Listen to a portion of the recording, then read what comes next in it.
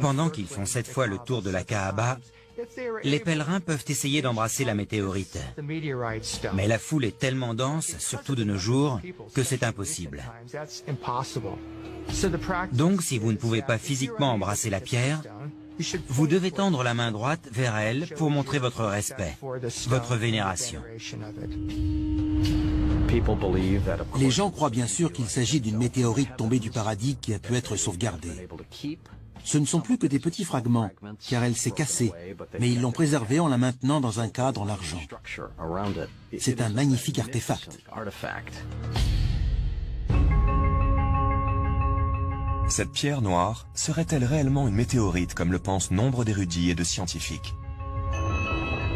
Et si oui, que peut-elle nous dire des origines historiques et peut-être métaphysiques de la foi islamique?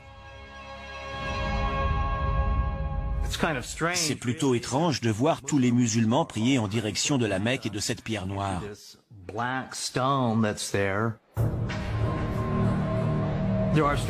On raconte que la Kaaba de la Mecque dégagerait une certaine énergie,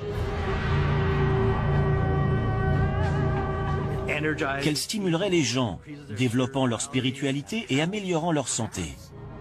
Peut-être que ça vient de cette météorite, de cette pierre noire d'origine extraterrestre. Aujourd'hui, en raison de l'immense valeur spirituelle de la pierre noire dans la religion islamique, il est formellement interdit d'en effectuer une analyse scientifique. Pour les musulmans, la pierre noire vient tout simplement du paradis.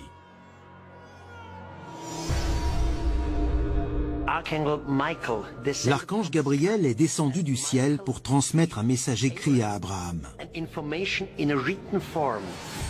Et ce message était enfermé dans une pierre. Et cette pierre est désormais dans la Kaaba. On dit que c'est une pierre du paradis.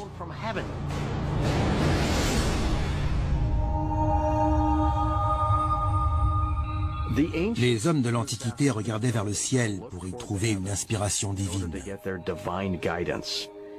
On pourrait être en face d'un cas de ce genre. Les recherches montrent que la Kaaba est dans l'alignement exact de l'étoile Canopus, des cycles de la Lune et des solstices d'hiver et d'été. Mais où et comment nos ancêtres ont-ils pu obtenir un tel savoir en astronomie?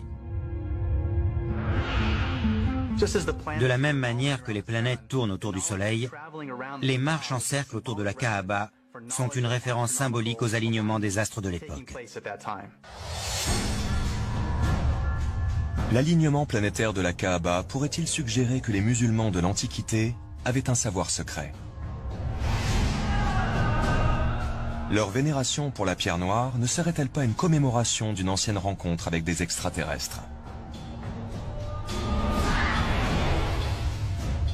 Pour les théoriciens des anciens astronautes, la réponse à ces questions ne fait aucun doute.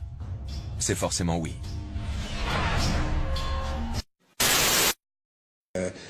Le Parthénon, enfin tous ces beaux bâtiments, même en Italie, il a découvert qu'il y a toujours la bonne proportion. Même les peintures, il a découvert que toujours c'est au même endroit que doivent se trouver le centre du tableau. C'est pas au centre, hein, non, c'est quelque part 1 sur 1,618.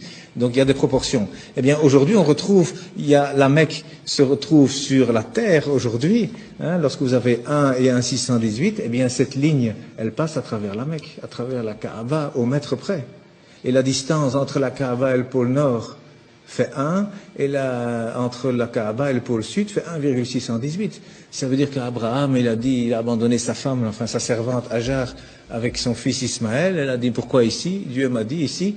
Donc il semble qu'aujourd'hui, c'est par rapport, en tout cas, et c'est même lié au village de Greenwich, qui a servi à dessiner la carte de cette terre, hein, parce que le milieu, c'est Greenwich.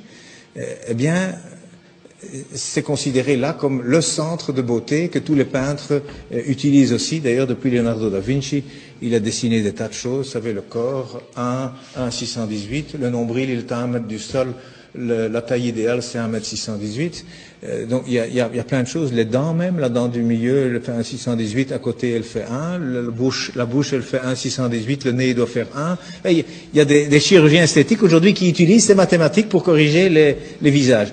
Eh bien, il y a un verset qui contient la Mecque dans le Coran, eh bien le verset il fait 47 lettres, divisé par 1,618, ça fait 29, pile poil le début du mot Mecca. Enfin c'est un bas de Becca, mais c'est pile poil à cet endroit-là. Donc je veux dire, quand on découvre des choses comme ça, et il y en a encore dans le Coran, il y a des vérités comme ça mathématiques, on se dit c'est quoi ça? C'est pas un homme, il n'avait pas d'ordinateur, le prophète, il n'en avait pas, c'est sûr, c'est certain, ça c'est vraiment une vérité, on n'a jamais rien retrouvé d'informatique à l'époque, c'est sûr. Et ça a déjà été testé à mon avis 1 million de fois, ça fait partie de la science exacte. Mais cet homme, d'où est-ce qu'il a cherché ce texte? Il y a plein de choses comme ça. Alors le premier message d'ailleurs, il faisait 19 mots. Le premier message faisait 19 mots, Bismillahirrahmanirrahim fait 19 lettres, il y a 6 fois 19 sourates, il y a 142 fois 19 le mot Dieu dans le Coran, il y a 3 fois 19 fois le miséricordieux dans le Coran. Ce chiffre 19 dans le Coran, c'est aussi quelque chose d'incroyable. Mais donc le premier message, c'était, voilà, informez-vous. Au lieu d'interpréter, d'abord le savoir, d'abord savoir de quoi on parle. Et le dernier message du prophète, dont on dit qu'il est mauvais pour les femmes, eh bien, il a dit, soignez vos femmes, et pour la prière, ne l'abandonnez pas. Alors, moi je dis, une religion où le premier message et le dernier message sont ainsi, je ne vois pas très bien ce qu'on doit craindre.